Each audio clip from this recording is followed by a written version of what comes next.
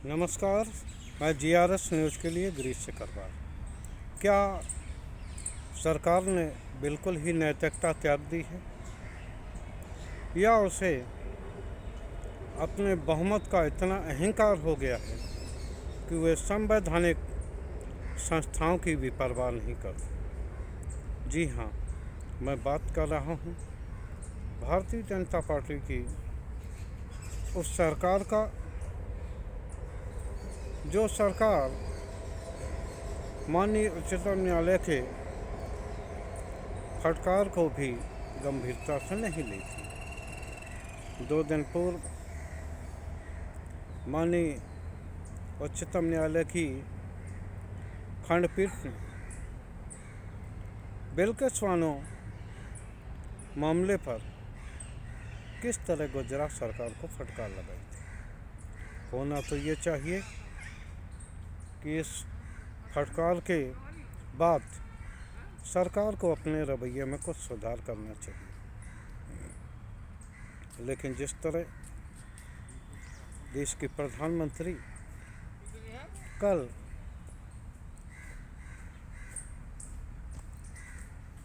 UAE के राष्ट्रपति मोहम्मद बिन जायद के साथ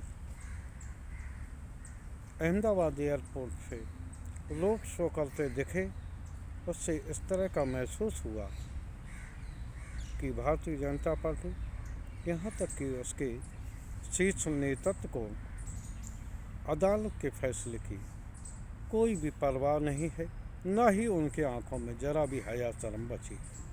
होना तो ये चाहिए जिस तरह गुजरात सरकार ने, लेकिन यहाँ मैं ये भी कहना चाहूँगा कि गुजरात सरकार की इतनी हैसियत नहीं है कि बिना वो देश के प्रधानमंत्री नरेंद्र मोदी या गृह मंत्री अमित शाह के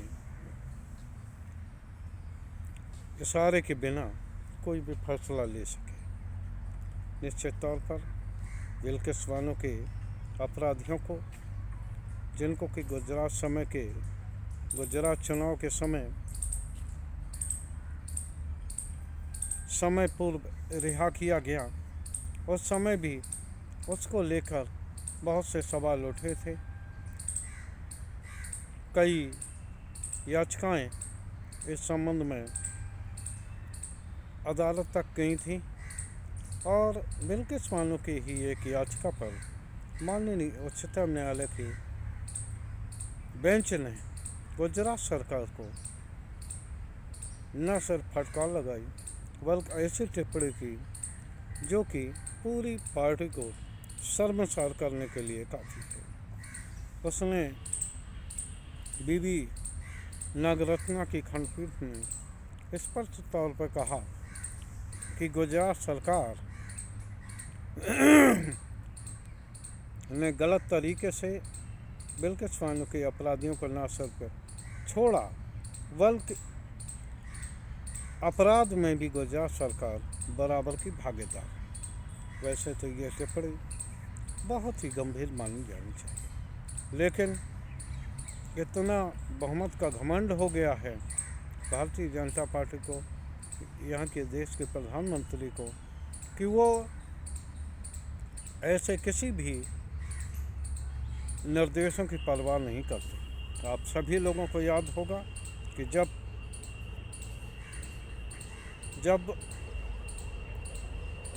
माननीय उच्चतम न्यायालय ने आम आदमी पार्टी की यानी कि दिल्ली सरकार की याचिका पर जब पूर्ण पीठ ने ये आदेश दिया था कि भूमि, पुलिस और राजस्व संबंधी मामले को छोड़कर सभी पावर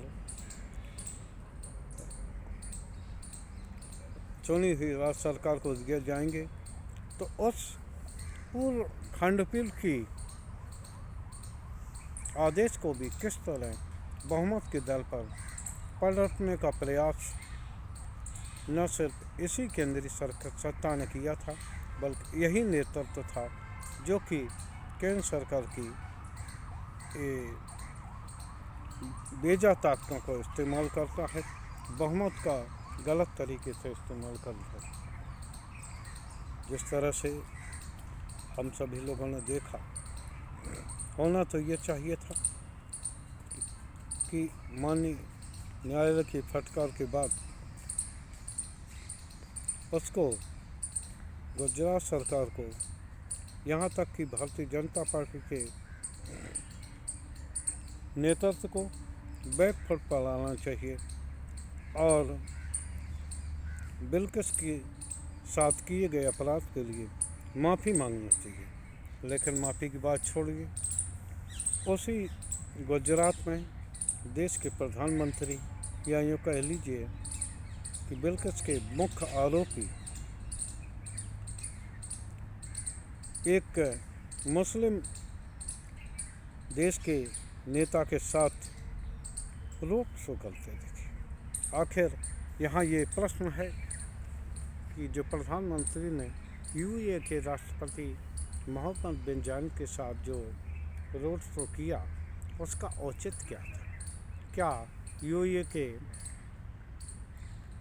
राष्ट्रपति ने ऐसा कोई काम किया है कि जो उनका सार्वजनिक रूप से यहाँ पर रोड शो निकाला जाए या उनको सम्मानित किया जाए?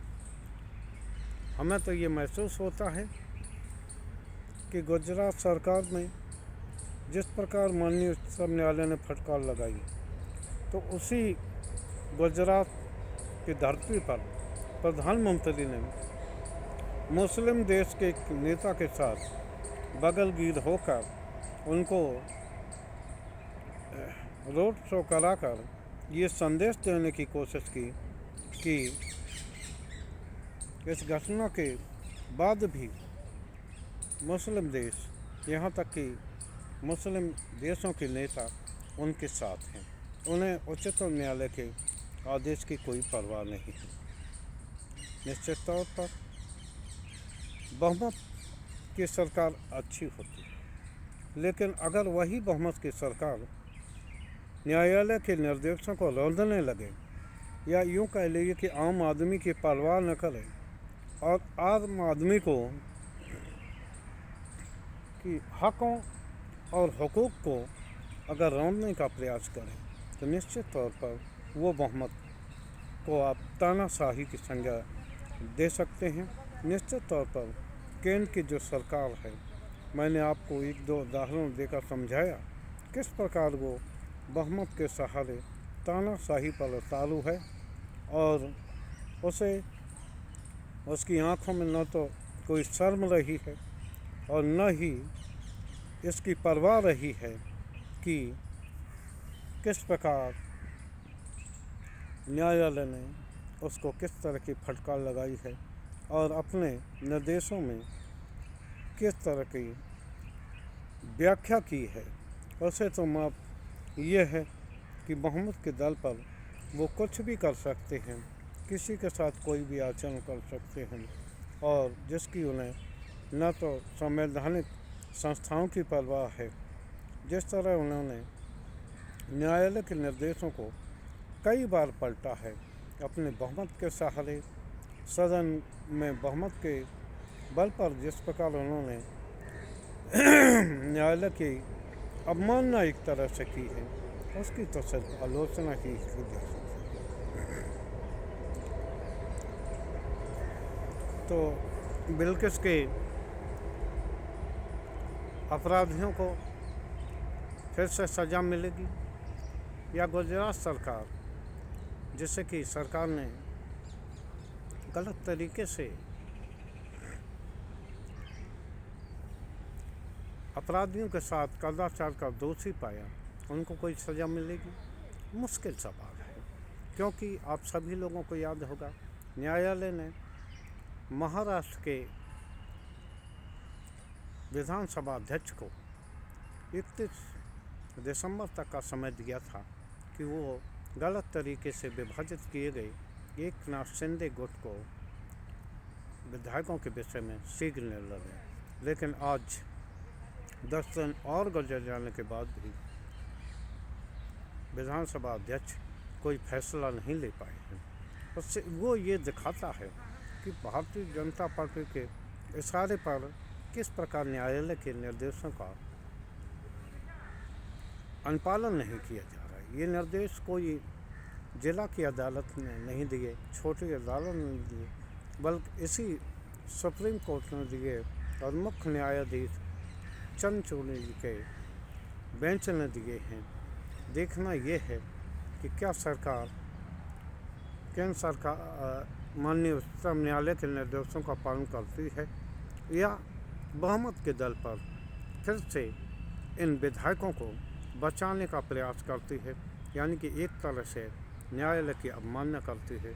आज के ब्लॉग में बस इतना ही। जय हिंद, जय भारत। क्या न्यायालय के निर्देश को इसी प्रकार बहुमत के दल पर दबाया जाना चाहिए? ये प्रश्न मैं देश के सभी प्रबुद्ध जनों के लिए छोड़ता हूँ। आज के ब्लॉग में बस इतना ही। जय हिंद, जय भारत।